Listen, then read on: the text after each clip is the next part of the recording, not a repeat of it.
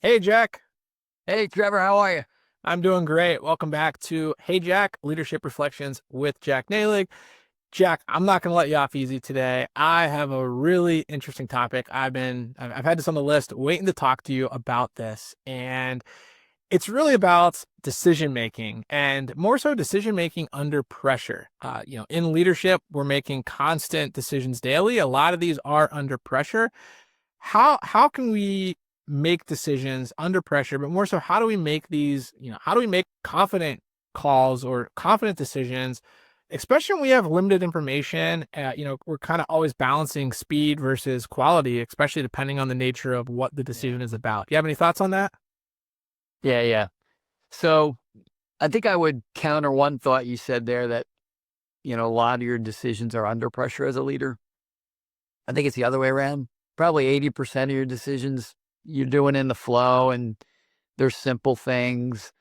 Like your people have to come to you for expenditures over 25,000. So you look at it and you say, go, right? I mean, so people make decisions every day as a leader, but the ones under pressure, yeah, are very difficult to deal with. And they don't happen every day, but maybe once a month, a real decision under pressure happens and you've got to execute.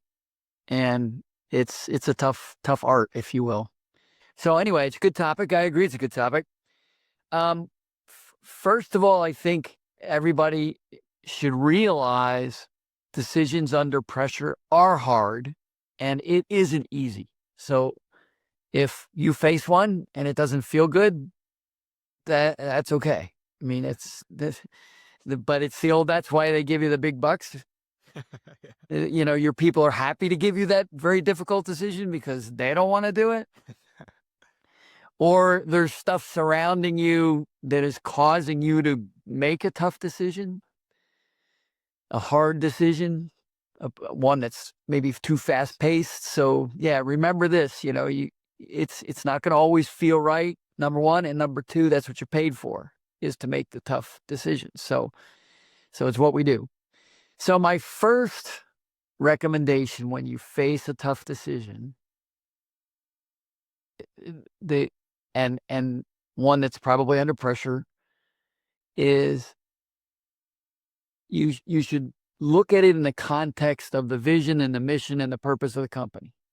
So in other words, first thing you want to do is step way back from the decision. Get yourself oriented around this decision and how it affects the vision, mission, and purpose of the company, right? You want to be aligned if you can. Um, and that's a great first step to get your mind heading in the right direction. The second thing I always tell myself before I make a tough decision is that you got to accept if it doesn't go right. You got to be confident enough to make that decision and know, and you can even admit it to your team. Look, we're going to do this, not this, and it may not go well, but it's my decision, and here are the reasons why, right? And because of that, if you're concerned, now sometimes after thinking through the data and interacting with your team and developing the thought process and then facing the decision, sometimes it feels right, so you don't have to worry about it feeling wrong. But if it is feeling like it was a complete jump ball or could go wrong, but you have to go that way, it is good to ask your team, if you are making that decision, to start working on a plan B if it goes wrong. What will be our damage control if it goes wrong? Not to fake anybody out, but to be prepared and ready to take the next step, the next decision that's going to be needed.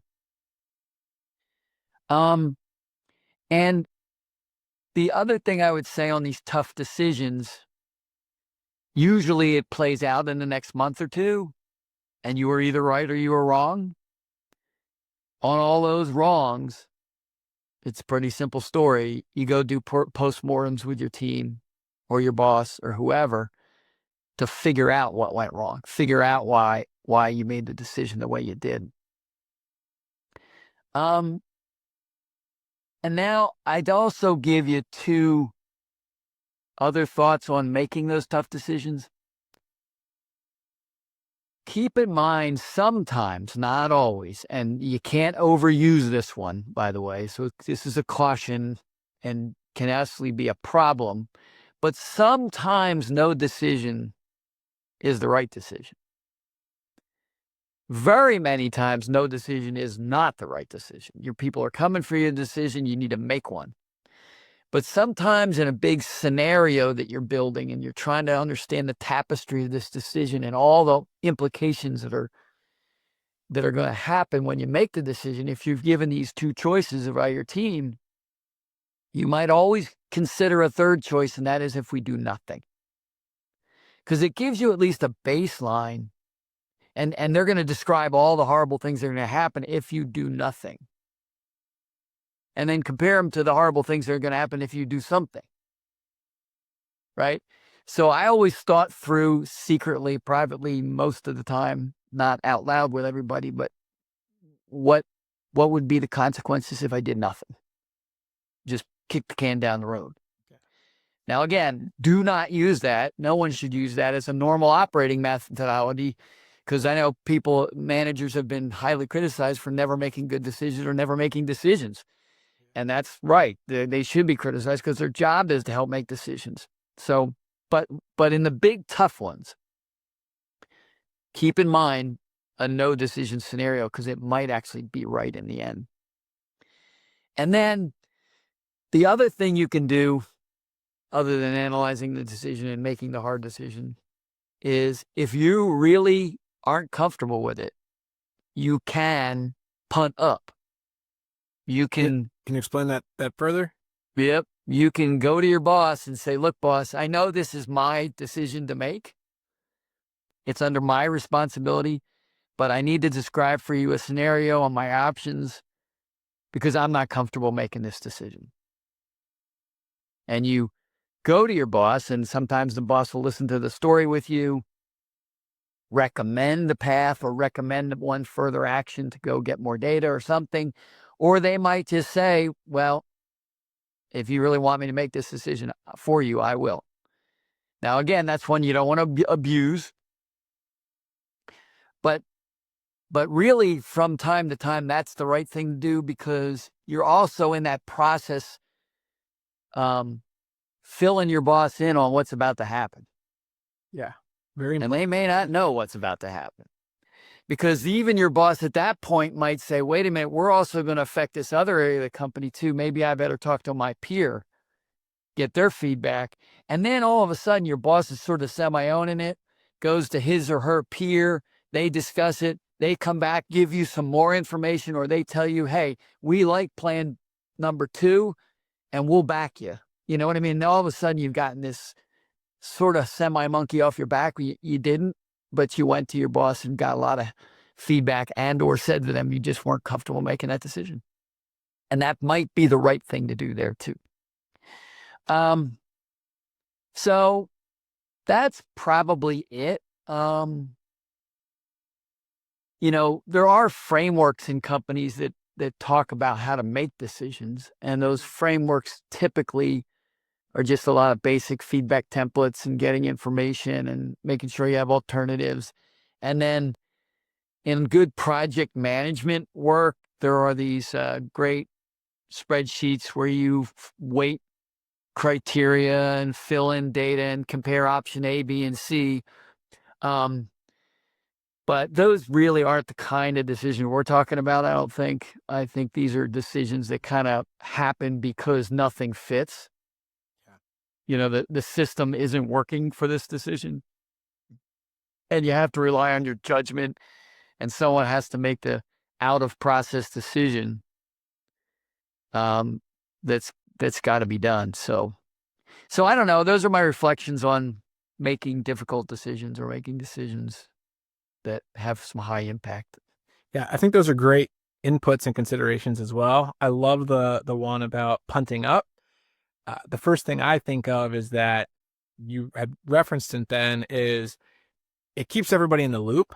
And there is a effect that kind of happens because of that, which is it takes a lot of the stress off of you Yeah. knowing we're all in this boat, we're all rowing to the same way. Everyone is aware of the consequences. So you just individually don't feel like if this doesn't go right, all this is coming down on me.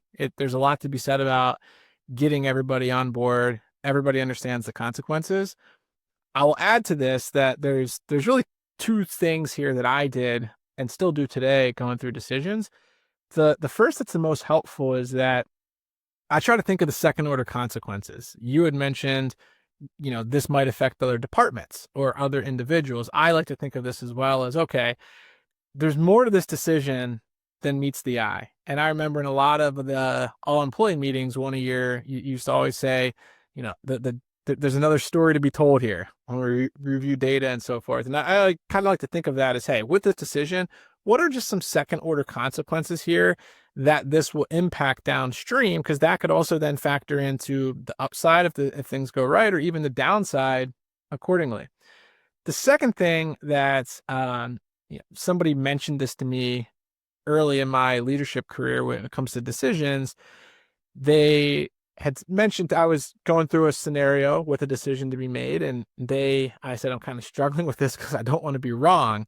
And they said, you're a great decision maker.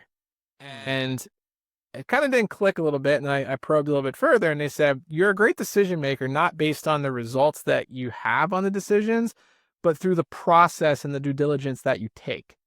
And since then, that kind of scoped for me personally how I like to think about decisions is that sometimes, it's you can't be results oriented. You got to step back and work through the process and detach yourself from it and make it based on the information that you have that you truly Yep. believe in, and know that it's not going to go right sometimes. Yeah. Two more thoughts came to mind while you were talking, Trevor. The questioning or your thought on punting up, how you liked I made it that we use that phrase punting up. It just reminded me I did have one decision framework I always used. And that was I just at least organized every decision I had to make in one of three buckets. And the first bucket was decisions I made and didn't tell my boss about. Okay. Because they're just in flow. Yeah. That he or she would respect me and expect me to do those decisions. So when I look at a decision, say, is it one? Okay, now. Then number two is a decision I made, and then afterward I told my boss about. I was going to make it myself. I was confident in my decision, but felt they needed to know that I did it. And that might be because it had second order consequences. In other words, it might ripple in some other department. And then the third level of a decision was decisions I would go to my boss with my decision, but before I made it, in case my boss wanted to change it or adapt it or tell me no. Yeah. So that I should have mentioned that earlier. That is the framework I used in my head. And then one other thought came to mind too. It's often debated in decision making: is it better to be fast or is it better to be right? Right? I mean, but not really right versus fast. I mean, you can be fast and right, but it's kind of the thought of do you wait and collect too much data? In other words, it takes too long to make a decision versus a certain lower amount of data and being fast with your decisions. And I'm a big fan of the fast because I've seen too many times where the slow just kills people's momentum, their motivation.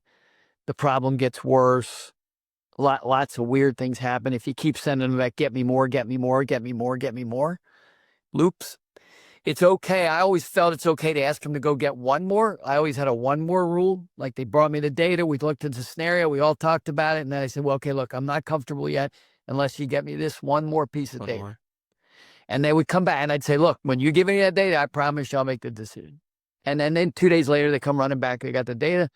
We all discuss it. We make the decision. That's an okay delay. But making them keep coming back and or giving them too big of a task to get you too much data, it's not the right way to go. So in a weird way, I'm fast versus slow. Fast is always better. Yeah, and then that creates decision paralysis, and yeah. you got a team of a bunch of researchers then. Yep, exactly. It's anything. So exactly. I love this. I love the content bucket or the buckets there, decision tree that you kind of put that under. And I would just put this out to all the listeners out there. If you have a process for your decision making as well that you find helpful, we'd love to hear. Drop us a comment or shoot us an email. Just always trying to learn with this, but I think that insight, Jack, is tremendous. With decision making, and so I appreciate you sharing that today. Okay, I really enjoyed it too. Awesome. All right, guys. Thanks for listening, and we'll see you in the next episode. Take care, everybody. Go lead.